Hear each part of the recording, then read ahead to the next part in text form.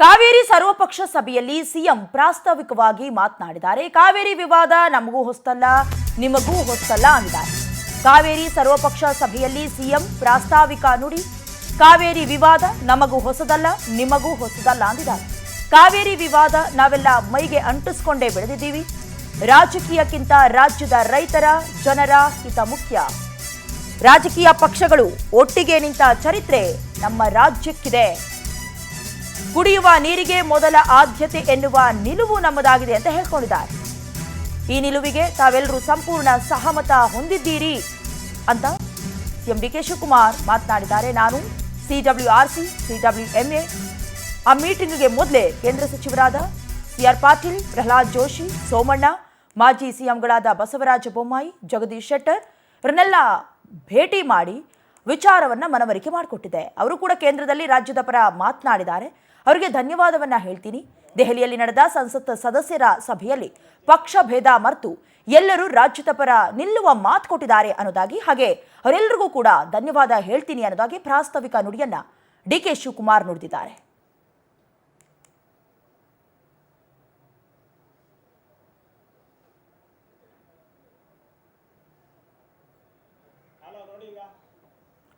ಈಗಾಗಲೇ ಡಿಕೆ ಶಿವಕುಮಾರ್ ಅವರು ಸಭೆ ಆರಂಭದಲ್ಲೇ ಪ್ರಾಸ್ತಾವಿಕವಾಗಿ ರಾಜಕೀಯವೇ ಬೇರೆ, ರಾಜ್ಯವೇ ಬೇರೆ, ರಾಜ್ಯದ ಹಿತದೃಷ್ಟಿಗಾಗಿ ಎಲ್ಲರೂ ಕೂಡ ಕೈ ಜೋಡಿಸ್ತೀರಿ ಅಂತ ನಂಬಿಕೆ ಇಟ್ಕೊಂಡು ಮಾತನಾಡಿರೋದು. ಯಾಕಂದ್ರೆ ಇವತ್ತು ಮೈತ್ರಿ ನಾಯಕರುಗಳು ಕೂಡ ಈ ಸಭೆಯಲ್ಲಿ ಭಾಗಿಯಾಗ್ತಾರೆ.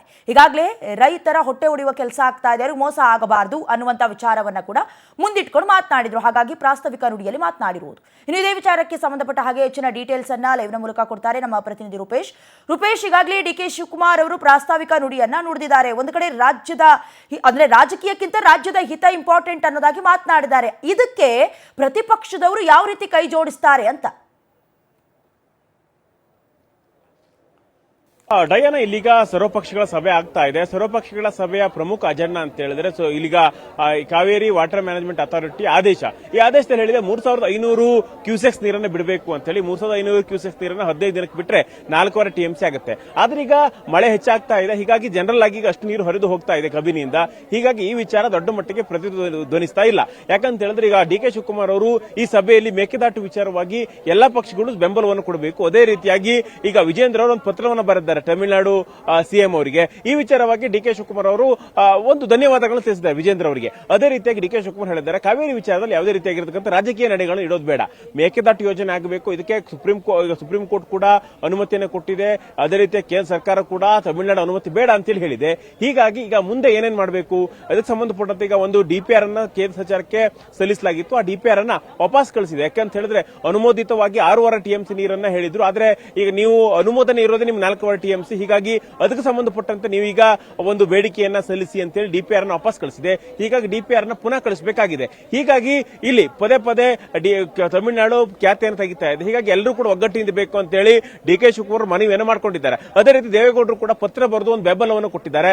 ರಾಜ್ಯದ ಹಿತ ಸಂಬಂಧಪಟ್ಟಂತೆ ಯಾವುದೇ ರೀತಿಯಾಗಿರ್ತಕ್ಕಂಥ ನಿರ್ಧಾರ ತೆಗೆದುಕೊಂಡ್ರು ಕೂಡ ನಾವು ಅದನ್ನು ಬೆಂಬಲಿಸುತ್ತೇವೆ ಅಂತೇಳಿ ದೇವೇಗೌಡರು ಕೂಡ ಹೇಳಿದ್ದಾರೆ. ಅದೇ ವಿಚಾರವನ್ನು ಕುಮಾರಸ್ವಾಮಿ ಕೂಡ ಸಭೆಯಲ್ಲಿ ಪ್ರಸ್ತಾಪಿಸಿದ್ದಾರೆ. ಹೀಗಾಗಿ ಮೇಕೆದಾಟು ಇರಬಹುದು, ಬೇರೆ ಬೇರೆ ವಿಚಾರ ಇರಬಹುದು, ಇದಕ್ಕೆ ಸಂಬಂಧಪಟ್ಟಂತೆ ನಾವೆಲ್ಲರೂ ಕೂಡ ಶಕ್ತಿ ಮೀರಿ ಪ್ರಯತ್ನವನ್ನು ಪಡ್ತೇವೆ. ಯಾಕಂತ ಹೇಳಿದ್ರೆ ಈಗ ಒಂದು ಕಡೆ ಕಬಿನಿ ಜಲಾಶಯದಿಂದ ನೀರು ಹೋಗ್ತಾ ಇದೆ. 3,500 TMC ನೀರನ್ನ ಅಂದ್ರೆ ಕ್ಯೂಸೆಕ್ಸ್ ನೀರನ್ನ ಬಿಡಿ ಅಂತ ಹೇಳಿದೆ.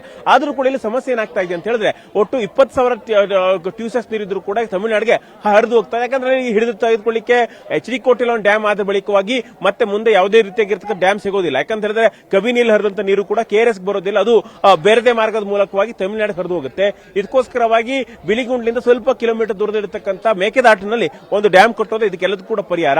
ಇದಕ್ಕೋಸ್ಕರವಾಗಿ ಎಲ್ಲರಿಗೂ ಕೂಡ ಡಿ ಕೆ ಶಿವಕುಮಾರ್ ಮನವಿ ಮಾಡಿಕೊಂಡಿದ್ದಾರೆ. ಈ ಮನವಿಗೆ ಎಲ್ಲರೂ ಕೂಡ ಪ್ರತಿಸ್ಪಂದಿಸಿದ್ದಾರೆ ಅಂತ ಹೇಳಲಾಗ್ತಾ ಇದೆ. ಒಟ್ಟಾರೆಯಾಗಿ ಇದಕ್ಕೆ ಸಂಬಂಧಪಟ್ಟಂತೆ ಒಂದಿಷ್ಟು ನಿರ್ಧಾರವನ್ನು ತೆಗೆದುಕೊಳ್ಬೇಕು. ಈ ಬಗ್ಗೆ ಇನ್ನೂ ಕೂಡ ಚರ್ಚೆ ಆಗ್ತಾ ಇದೆ. ಸಭೆಯ ಔಟ್ಕಮ್ ಏನಾಗುತ್ತೆ, ಏನು ಘೋಷಣೆ ಮಾಡ್ತಾರೆ ಸಭೆ ಬಳಿಕ ಅಂತ ಹೇಳಿ ಎಲ್ಲರಿಗೂ ಕೂಡ ಕುತೂಹಲ ಇದೆ. ಡಯಾನ, ಥ್ಯಾಂಕ್ ಯು ರೂಪೇಶ್ ನಿಮ್ಮೆಲ್ಲ ಡೀಟೇಲ್ಸ್ಗಾಗಿ.